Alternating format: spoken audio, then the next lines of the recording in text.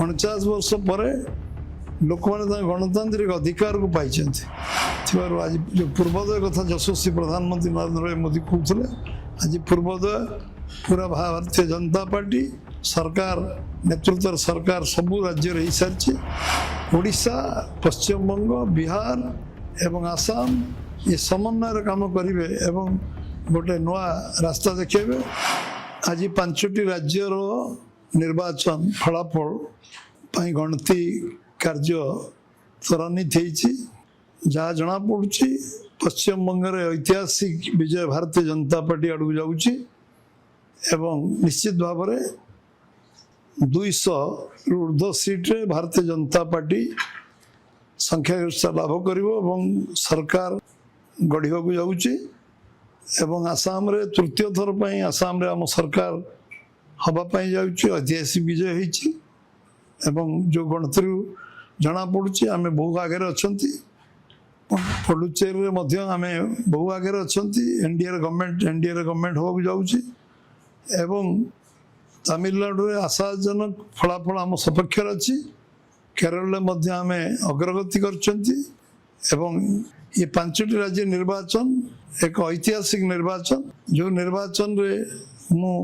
ओडिशार समस्त जनसाधारण को भारतीय जनता पार्टी राज्य सभापति भाव में शुभेच्छा एवं अभिनंदन जनाऊँ।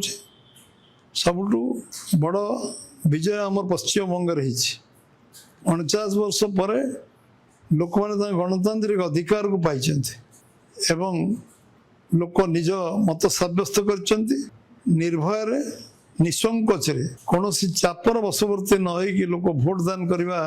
समर्थ होती 34 वर्ष वामपंथी सरकार 15 वर्ष तृणमूल सरकार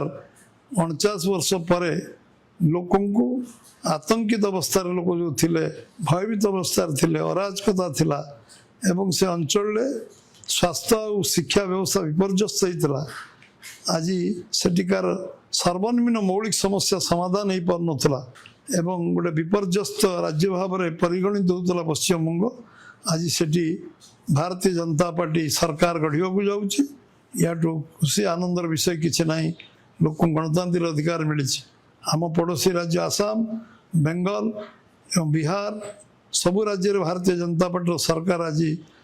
आज जो पूर्वोदय कथा यशस्वी प्रधानमंत्री नरेंद्र भाई मोदी कहते आज पूर्वोदय पूरा भारतीय जनता पार्टी सरकार नेतृत्व सरकार सबू राज्य हो सारी निश्चित भाव में आगामी दिन में जो भारत वर्ष रे पछुआ अंचल थिला पूर्व भारत आज से अग्रगति करिवार संभावना सृष्टि होती निश्चित भाव में जो स्वप्न 14 मसीह प्रधानमंत्री नरेंद्र भाई मोदी देखी आज यशस्वी प्रधानमंत्री निश्चित भाव में जो काम आज पूर्वोदय उन्नति हेले भारत विकास हो 2047 विकसित भारत हम स्वप्न निश्चित भाव में सफल हम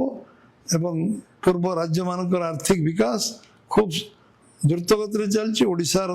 प्रगति आगू जाइए 2 वर्ष सरकार है ना जो संकल्प आम कर पूरा करचु एवं जो सरकार ओडिशा बीजेपी अन्य नाम हूँ विकास और विकास भारतीय जनता पार्टी ना हम लोक मैंने आज सबू राज्य आज 22टी राज्य सरकार भारतीय जनता पार्टी हवाक जाऊँगी एवं भारत वर्षर केंद्र सरकार राज्य सरकार मिलित भाव डबल इंजिन सरकार निश्चित भाव आगामी दिन में